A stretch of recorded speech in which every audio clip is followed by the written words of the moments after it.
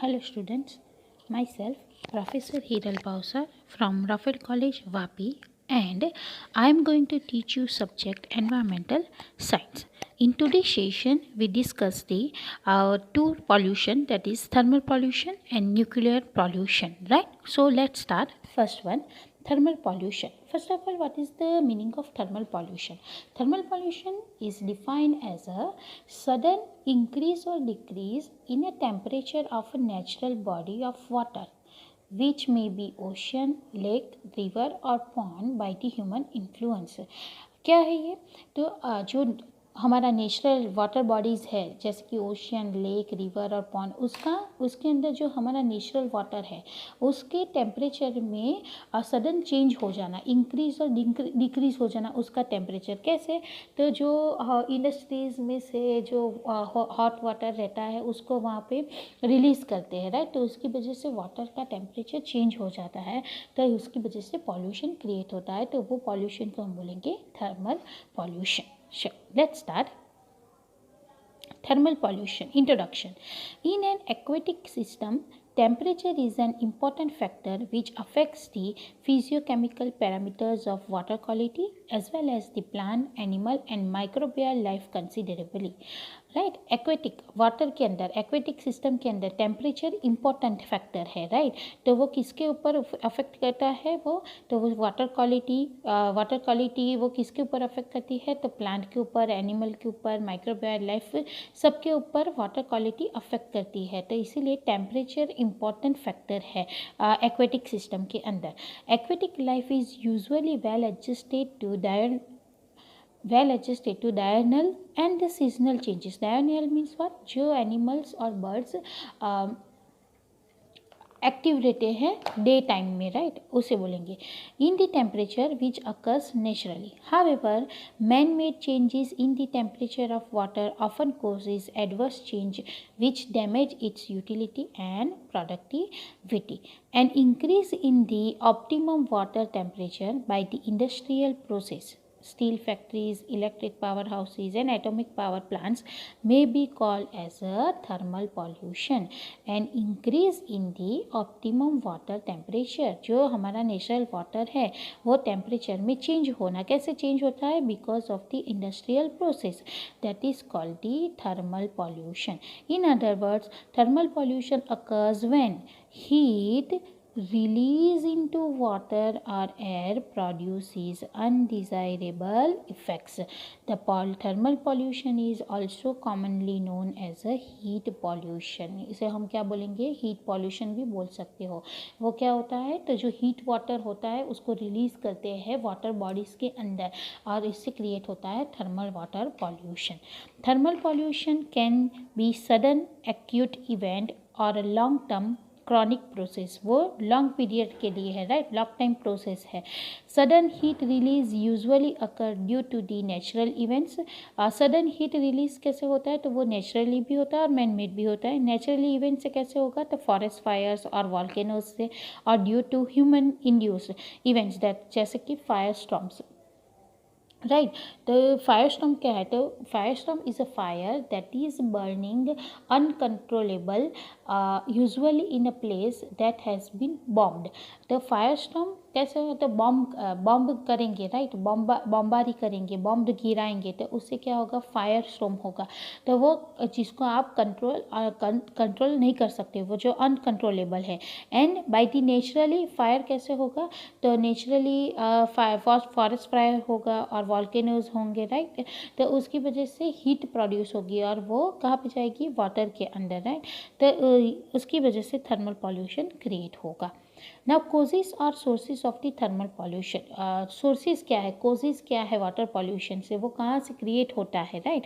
The various sources of thermal pollution are first nuclear power plant. Yes, first one is what? Nuclear power plant. Nuclear power plant में वो heat release करते हैं water bodies के अंदर. Nuclear power plants including drainage from hospital, research institutes, nuclear experiments and explosion emit a large amount of utilized heat and traces of toxic radionuclide into nearby water streams. कहाँ से? तो hospitals research institute, nuclear experiments और explosion होता है वो। Then ये सारी जगह से बहुत सारे लार्ज अमाउंट में जो हीट एंड टॉक्सिक केमिकल्स और टॉक्सिक रेडियो न्यूक्लियर वो रिलीज़ करते हैं वाटर स्ट्रीम्स के अंदर। Emissions from nuclear reactors and processing installations are also responsible for increasing the temperature of water bodies. ये जो न्यूक्लियर रेडियो न्यूक्लियर रिएक्टर्स है वो कहाँ पे जाते हैं? वाटर बॉडीज़ के अंदर जाते हैं और उसका टेम्परेचर चेंज करते हैं। तो ये हो गया first nuclear power plant. Second one is a call fired power plant. Coal fired, some thermal power plants use the coal as a fuel. Coal fired power plants constitute the major source of the thermal pollution. Third one is a industrial influence. Industries generating the electricity like coal powered and nuclear power plants require the large amount of cooling water for heat removal. Other industries like textile, paper, pulp and sugar industries also release the heat in the water but to a lesser extent. Domestic sewage is causally discharged into the river, lakes, canals or streams without waste treatment. The municipal water sewage normally has a higher temperature than receiving the water. With the increase in the temperature of receiving water, the dissolved oxygen content decreases and the demand of oxygen increases. ये जो सारे domestic savage release करेंगे हम water bodies के अंदर, तो उससे क्या होगा? वाटर बॉडीज़ के अंदर जो डिसॉल्व्ड ऑक्सीजन है वो क्या हो जाएगा? डिक्रीज हो जाएगा। डिसॉल्व्ड ऑक्सीजन क्या है? तो is the amount of oxygen that present in the water. जो वाटर के अंदर प्रेजेंट रहता है ऑक्सीजन, वो ऑक्सीजन क्या होगा? वो धीरे धीरे डिक्रीज होता जाएगा, राइट। तो उससे क्या होगा? तो जो एक्वेटिक एनिमल्स है, राइट, उन लोगों को क्या होगा? ऑक्सीजन की ज़रूरत पड़ेगी, तो उन लोगों की ऑक्सीजन की डिमांड बढ़ जाएगी, right. Okay, and hence the anaerobic conditions will set up resulting in the release of fall and offensive gas in the water. Fifth one is hydro electric power. Hydro electricity हम generate करते हैं, right. उसमें से भी water heat करते हैं, heating water release करते हैं, right. Generation of hydro electric power also sometimes result in negative thermal loading of water system. तो these are the sources of the thermal pollutions के। ये कौन से सोर्स है? तो first one is the nuclear power plants में से जो रेडियो एक्टिव्स निकलते हैं न्यूक्लियर, उससे थर्मल पॉल्यूशन होता है। कोल फायर पावर प्लांट से, इंडस्ट्रियल एफ्लुएंस इंडस्ट्रीज़ में से हॉट वाटर रिलीज़ करते हैं वाटर बॉडीज़ के अंदर। फिर डोमेस्टिक सेवेज जो हम ये कचरा मटीरियल डालते हैं, राइट, उससे भी वाटर में पॉल्यूशन क्रिएट होता है, थर्मल पॉल्यूशन क्रिएट होता है, राइट। वो कचरे से भी, वेस्ट में से भी ये थर्मल पॉल्यूशन क्रिएट होता है, क्योंकि वो वाटर का टेम्परेचर चेंज करते हैं। The effects of thermal pollution, इसकी इफ़ेक्ट्स क्या है थर्मल पॉल्यूशन की? The release of large amounts of heated water into the river or pond or lake changes the average water temperature and concentration of the dissolved oxygen, changing the river species composition. तो ये हम जो heated water river के अंदर हम डालेंगे तो उससे क्या होगा? तो वाटर का टेम्परेचर चेंज हो जाएगा और जो ऑक्सीजन का लेवल है वो डिक्रीज हो जाएगा, राइट, ओके। और उसकी वजह से एक्वेटिक सिस्टम डिस्टर्बेंस हो जाएगा। Every species has an optimal temperature and a range of temperature within which it can survive. हर एक स्पेस जो ऑप्टिमल टेम्परेचर के अंदर वो सर्वाइव कर सकते हैं, राइट, उनके लिए उनका रेंज है। For some species this range is very small and slightest change in the water temperature can be problem for them.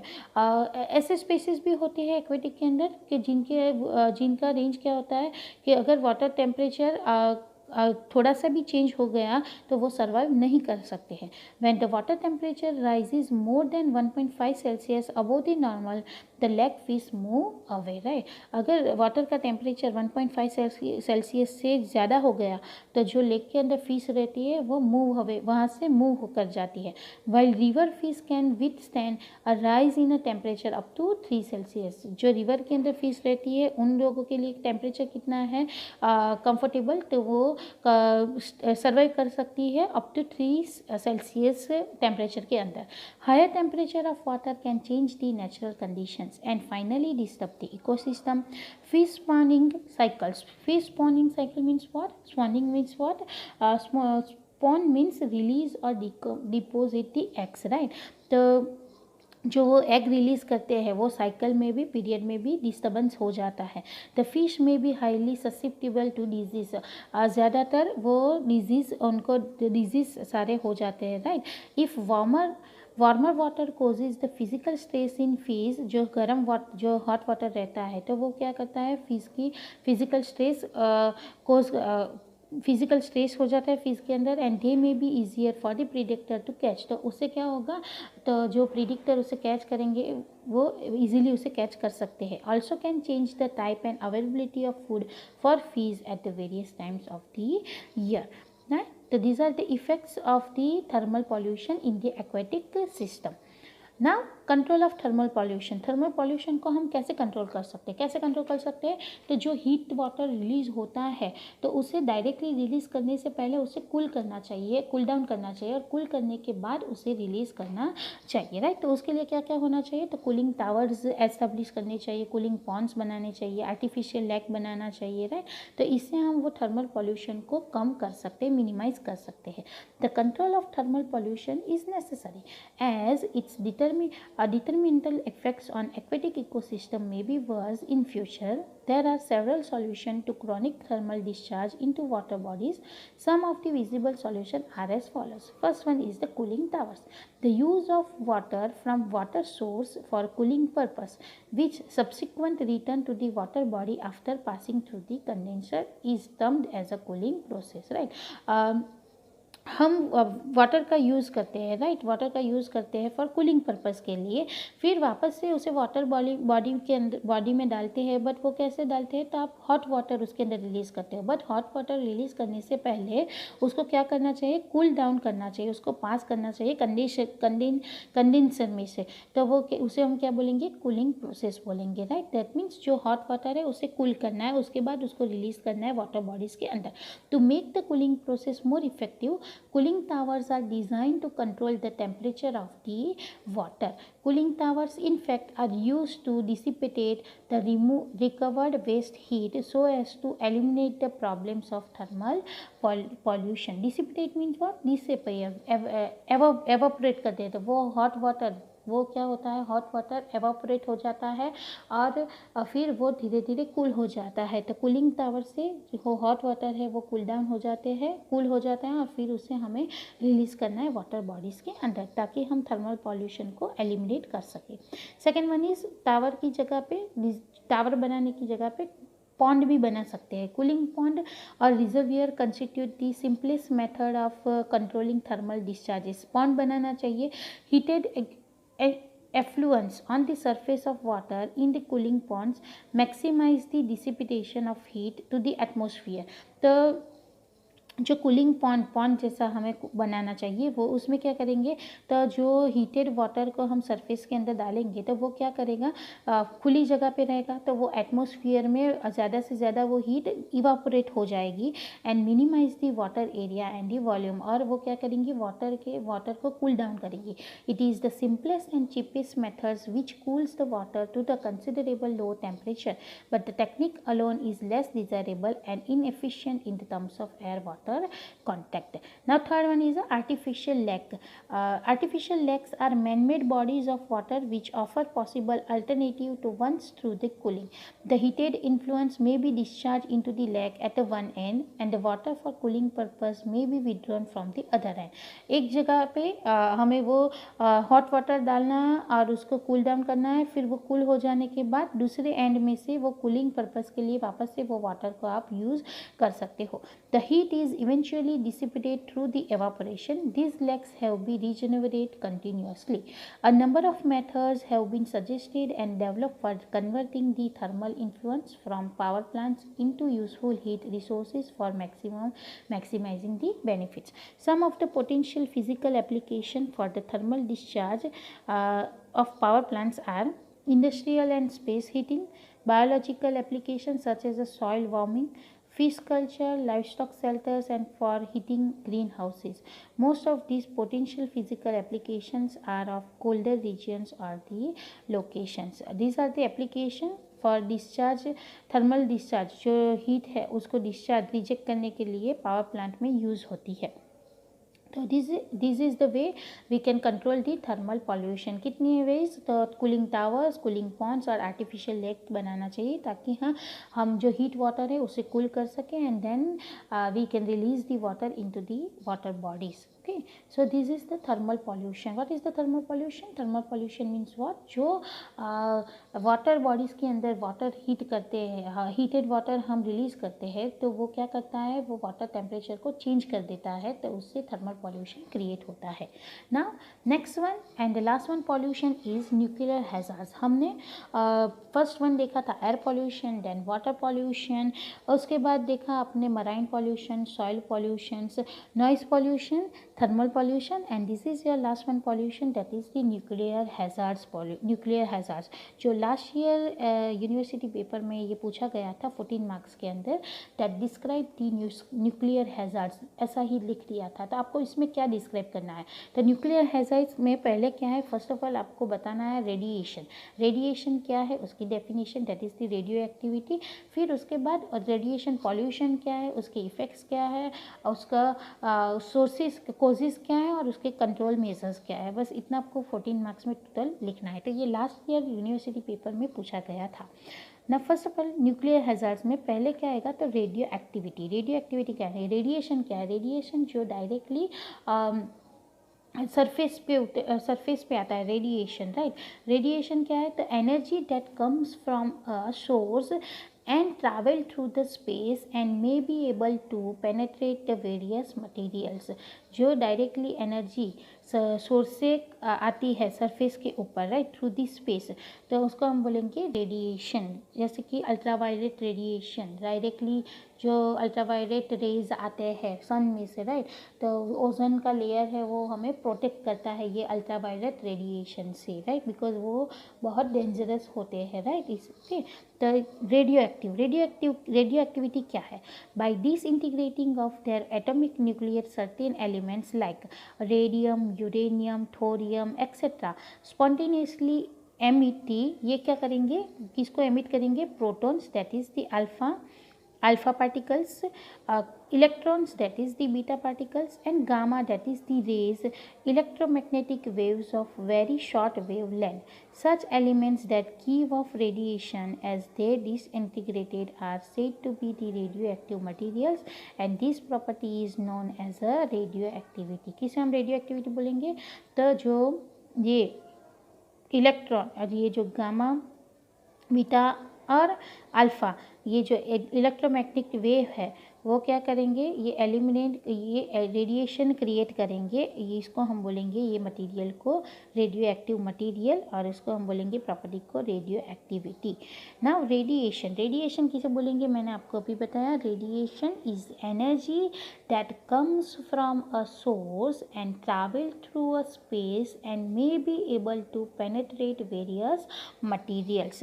Radiation is the emission of energy from a point of origin. Any electromagnetic or particulate radiation capable of producing the ions directly or indirectly by interaction with the matter is referred to as the ionizing radiation. Ionization radiation is generated during the various medical, nuclear and industrial uses. The classification of radiation types is based on the wavelength. The energy associated with a particular radiation types depends upon its wavelength. कोई भी radiation किसके ऊपर depend करता है, तो उसके अंदर जो एनर्जी है उसकी वेव लेंथ है उसके ऊपर डिपेंड करता है. The shorter the wavelength the higher of the frequency of the energy. Wavelength is equal to, wavelength कैसे मेजर किया जाता है, velocity divided by the frequency. The velocity of radiation varies with the medium through which it travels. Velocity of radiation, radiation की वेलोसिटी कैसे measure होती है, तो वो कैसे, वो कौन से मीडियम से, कौन से सोर्स से वो आया है और कैसे वो ट्रैवल करके आया है, कैसे कैसे वो ट्रैवल थ्रू पास होके आया है, उसके ऊपर डिपेंड करते हैं वेलोसिटी ऑफ द रेडिएशन। तो रेडिएशन क्या है, वो एक लाइट है, अल्ट्रावायलेट किरण है, रेज है, जैसे कि एक्सरे, राइट, हम बोलेंगे उसे, हम बोलेंगे अल्ट्रावायलेट रेज, उसे हम बोलेंगे रेडिएशन, विकिरण, राइट। चलिए नाउ देखते हैं यूजेस ऑफ रेडिएशन। ये रेडिएशन का यूज़ कहाँ पे होता है, तो production of electricity, scientific research के अंदर, इंडस्ट्रीज़ के अंदर, फॉर एग्जांपल पेट्रोलियम इंडस्ट्रीज़, फिर cancer of thyroid, finding the brain tumour find करने के लिए, finding the impurities in metal as a atomic bombs, ये सब के अंदर रेडिएशन का यूज़ होता है। Now X-ray, the main uses of X-ray is under, तो ये एक्सरे आप फॉर एग्जांपल न्यूक्लियर हैजार्ड्स में आप एक्सरे के बारे में नहीं भी लिखेंगे, राइट, तो ये एक्सरे इसीलिए मे बी आपको शॉर्ट क्वेश्चन के अंदर पूछ दिया, या फिर मे बी आपको शॉर्ट फॉर्म के अंदर लॉन्ग क्वेश्चन में ऐसा पूछ लिया what is X-ray, and then you have to given the describe the radiation pollution, right, तो ऐसा भी हो सकता है, राइट। तो फर्स्ट ऑफ ऑल हम देखेंगे एक्सरे क्या है। The main use of X-ray is under X-ray, X-ray is highly penetrating electromagnetic radiations of wavelength shorter than that of the ultraviolet rays। तो वो एक क्या है, वो एक इलेक्ट्रोमैग्नेटिक रेडिएशन है जो अल्ट्रावायलेट रे से शॉर्ट है, occupying a broad range of wavelength from 8 by 10 raised to minus 6 to 10 by 10 raised to minus 6 centimeter on the electromagnetic spectrum. X-rays were discovered by the William Rogen in the 1895 during the course of some experiments with a discharge tube. The discovery of X-rays opened a new era in the scientific world on account of the diverse and distinctive properties. X-rays have been put to many use in the different fields of our daily life, that is in the industries, medicines and the research.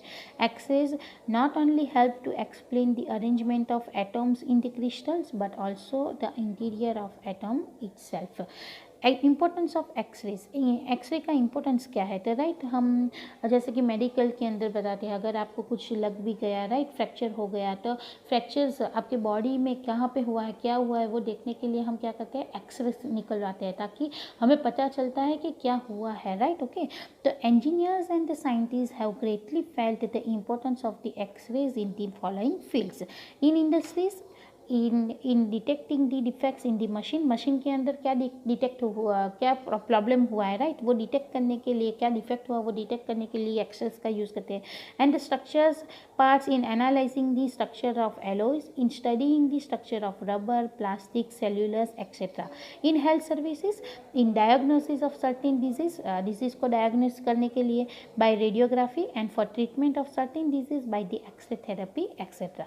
In scientific research, in investigating structure of atoms, atoms को investigate करने के लिए, crystal structure को investigate करने के लिए, identification of chemical elements, कौन से केमिकल एलिमेंट्स हैं उनको आइडेंटिफाई करने के लिए, analysis of complex organic molecules etcetera. तो कहाँ पे एक्सरे का यूज़ होता है, इंपॉर्टेंस है, तो इंडस्ट्रीज़ में भी, हेल्थ सर्विस में भी एंड साइंटिफिक रिसर्च में भी एक्सरेज का इंपॉर्टेंस है। ना practical application of X-rays, X-ray की एप्लीकेशन क्या है, तो application for the pure scientific research, industrial application and medical application जैसे कि radiography and X-ray therapy, right.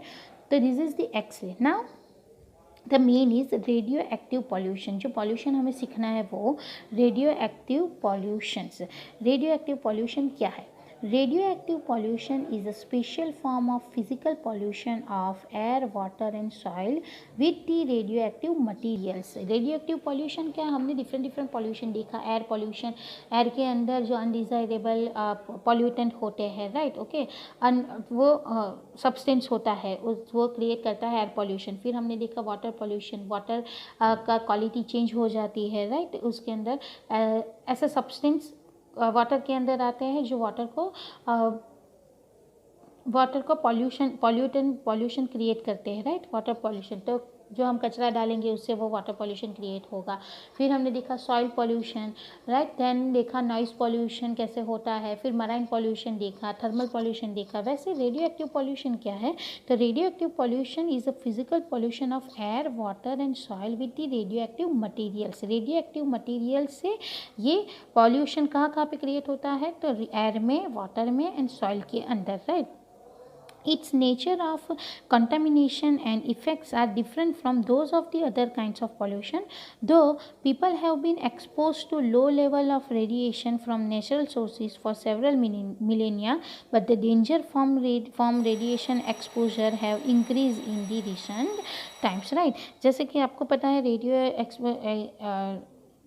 Japan में हिरोशिमा और नागासाकी में जब बॉम्ब हुआ था, राइट, तब उनका क्या हुआ था? जेनेटिक प्रॉब्लम हो गया था, राइट। वो रेडिएशन की वजह से जेनेटिक, उसके बाद उन लोगों की आप देखो आँख बहुत छोटी छोटी है, तो ये जेनेटिक प्रॉब्लम हो गया जब से वहाँ पे हिरोशिमा और नागासाकी में वो जो बॉम्ब ब्लास्ट हुआ था उसके बाद, राइट। तो वो फ्यूचर में भी, फ्यूचर जनरेशन पे भी इफ़ेक्ट करता है, राइट। हमारे जेनेटिक प्रॉब्लम भी, जो प्रॉब्लम को भी इफ़ेक्ट करते हैं, राइट, जीन को भी इफ़ेक्ट करते हैं। Sources of radio active pollution, radio active pollution के सोर्स है मेन दो सोर्सेज है, natural and the man made. First देखते हैं natural. Natural means background sources. These include the cosmic rays, which are fast-moving, highly energetic radiations reaching the Earth from the outer space. ये cosmic rays हैं जो earth के ऊपर आते हैं outer space से।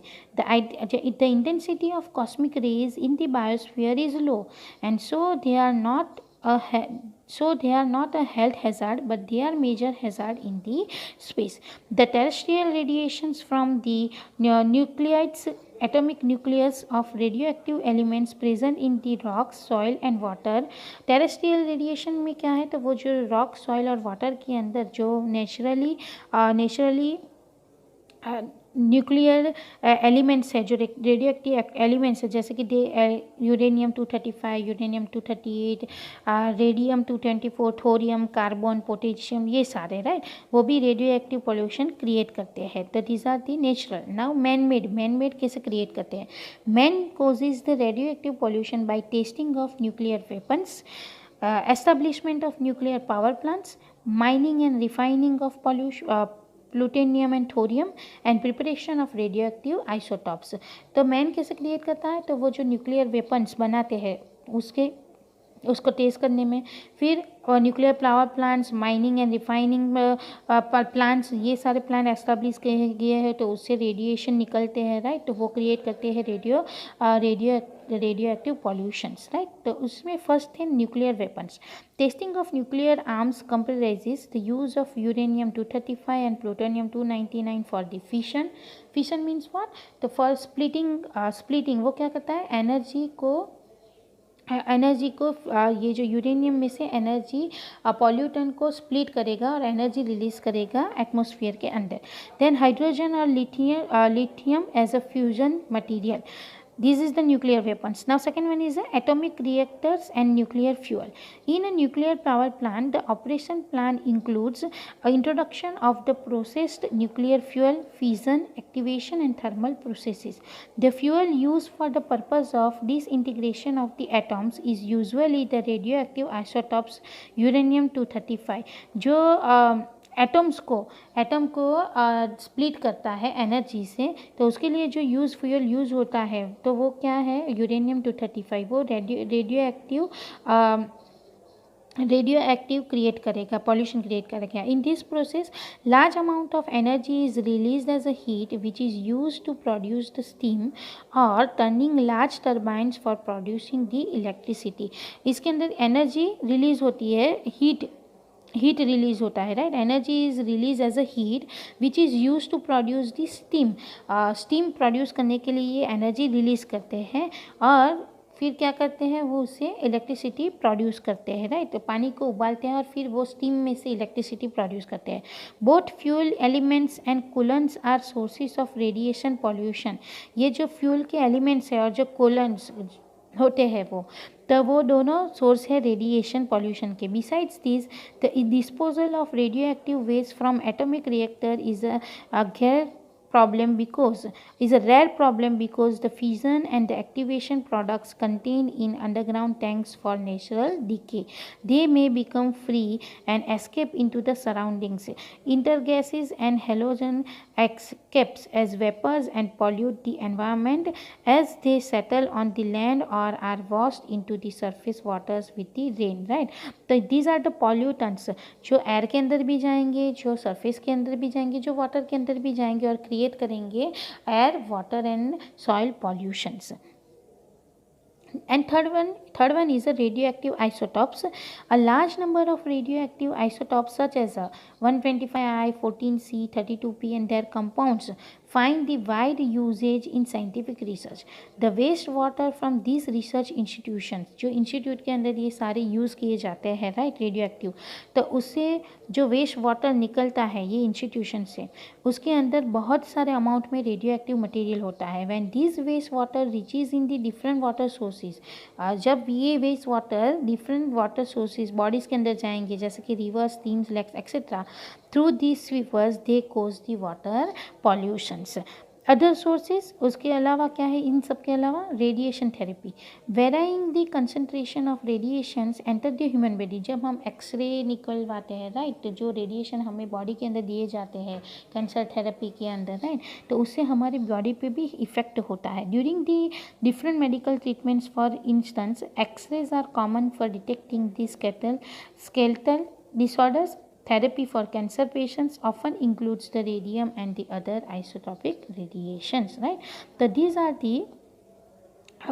the sources of radioactive pollution. कहाँ से radioactive आता है, तो naturally and by the man made, right? Okay, now effects, radioactive pollution के effects क्या है, the effects क्या है उसकी, the effects of radioactive pollutants depends on, ये जो pollutants है उसकी इफेक्ट किसके ऊपर डिपेंड करती है, तो जो रेडियोएक्टिव पॉल्यूटेंट होता है उसका पीरियड, उसकी हाफ लाइफ पीरियड के ऊपर, एनर्जी रिलीजिंग कैपेसिटी के ऊपर, the rate of diffusion of the radioactive pollutant, the rate of deposition of the pollutant, the duration of time for which the radiation exposure has taken place, कौन से time पे ये exposure हुआ है वो उसके ऊपर डिपेंड करता है, और एनवायरमेंटल कंडीशन के ऊपर, wind, temperature, rainfall etcetera.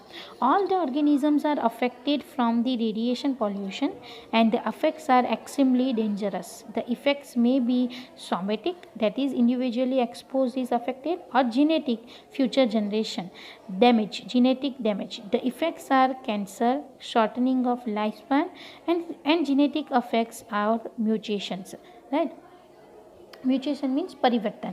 Some of the possible effects are listed as under, right. तो आपको एग्जाम में पूछा है तो इफेक्ट्स ऑफ रेडियोएक्टिव पॉल्यूशन, तो आपको ये लिखना है, रेडिएशंस में ब्रेक केमिकल बॉन्ड्स, रेडिएशन क्या करेंगे, तो वो केमिकल बॉन्ड को ब्रेक करेंगे, such as a DNA in cells, this affects the genetic makeup and control the mechanisms, the effects can be instantaneous, prolonged और डिलेड टाइप्स, राइट, वो लंबे समय तक रहेगी ये effect, even it could be carried to future generation. जैसे कि मैंने आप लोगों को बताया रेडियो एक्टिव पॉल्यूशन का एग्जांपल जापान में हुआ था, राइट, हिरोशिमा और नागासाकी में जो बॉम्ब ब्लास्ट हुआ था, राइट, उसे हम बोलेंगे रेडियो एक्टिव पॉल्यूशंस का example.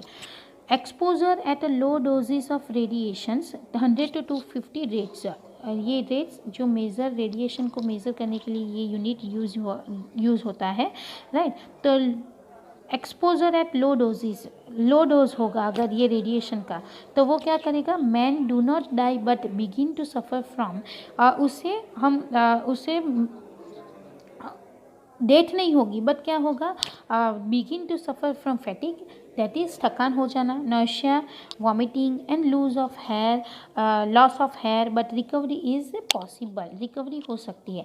Exposure to hire doses, अगर लोज की जगह पे थोड़ा हायर हो गया 400 to 500 rates, the bone marrow is affected, blood cells are reduced, natural resistance and fighting capacity against the germs is reduced, blood fails to clot and the irritated person soon dies of infections and bleeding। जो already उसका अंदर ज़्यादा radiation हो गया right, तो वो क्या होगा, वो पर्सन डाई हो जाएगा बिकॉज ऑफ दी इन्फेक्शन हो जाएंगे, उसको ब्लीडिंग हो जाएगा, उसके ब्लड के अंदर इन्फेक्शन हो जाएगा। हायर रेडिएशन डोज 10,000 से भी ज़्यादा kill the organisms by damaging the tissues of heart, brain etcetera. अगर 10,000 से ज़्यादा रेडिएशंस बॉडी के अंदर गए राइट, तो वो ऑर्गेनिज्म को क्या करेंगे, उनके जो टिश्यूज़, हार्ट के टिश्यू उसको डैमेज कर देंगे, ब्रेन के टिश्यू को डैमेज करेंगे और क्या हो जाएगी, डेथ हो जाएगा राइट। तो these are the effects of the radio active pollution. Then next again उसके बाद वर्कर्स, जो वर्कर्स रेडियो एक्टिव वेस्ट को वेस्ट मटेरियल को workers handling the radioactive waste get slow but continuous irradiation and in course of time develop the cancer of different types। जो ये radioactive material को waste को control करते हैं right, उसको discarded करते हैं, तो वो वर्कर्स को क्या होगा, क्योंकि वो कंटिन्यूसली ये रेडिएशन के अंदर ही रेडिएशन को कंट्रोल करने में उनको हैंडल करते हैं ये मटेरियल को राइट, तो डिस्कार्डेड करते हैं, तो वो उनको क्या होगा, धीरे धीरे कैंसर भी डेवलप हो सकता है, कैंसर डिजीज़ भी हो सकता है right.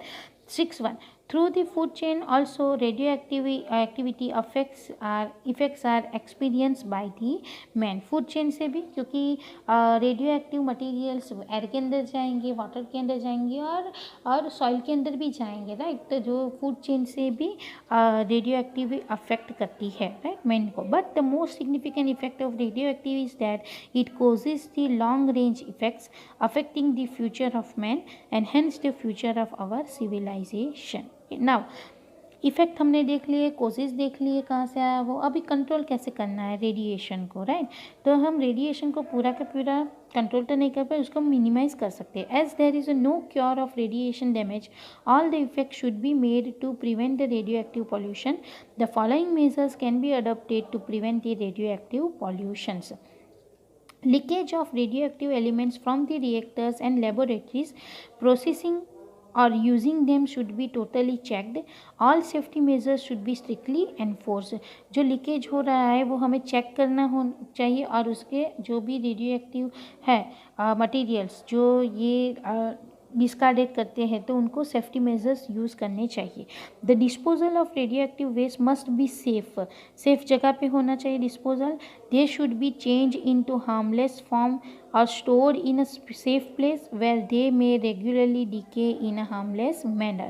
Regular monitoring through the frequent sampling and quantitative analysis has to be ensured in the sink areas। Safety measures against the nuclear accidents should be strictly enforced। Nuclear explosion and the use of nuclear weapons should be completely banned। Nuclear explosion जो होता है परमाणु विस्फोटक उसका weapons जो use करते हैं उसको कम्प्लीटली बैन करना चाहिए। Appropriate steps should be taken to prevent the occupational exposure. तो इस तरीके से हम रेडिएशन को कंट्रोल कर सकते हैं कि जो रेडिएक्टिव मटेरियल है उसको हमें डिस्कार्ड कहाँ पे करना चाहिए, तो ज़मीन के अंदर उसे डिस्कार्डेड करना चाहिए, बंद कर देना चाहिए राइट ओके। तो वो सेफ़ जगह पे होना चाहिए ताकि किसी को वो हार्म ना हो सके राइट, हैजार्डियस ना हो सके right okay. So here our total pollutions different type of pollutions is completed here। in the next session we start our next topic that is the solid waste management। उसके बारे में सीखेंगे कि solid waste management solid waste क्या है, वो कैसे वो पॉल्यूशन क्रिएट करता है, उनके सोर्सेज क्या है, उसके टाइप्स क्या है और उसके इफ़ेक्ट क्या है और उसको कंट्रोल कैसे करना है सॉलिड वेस्ट को, वो हम देखेंगे नेक्स्ट सेशन के अंदर। Till then goodbye, stay happy, stay fit, thank you.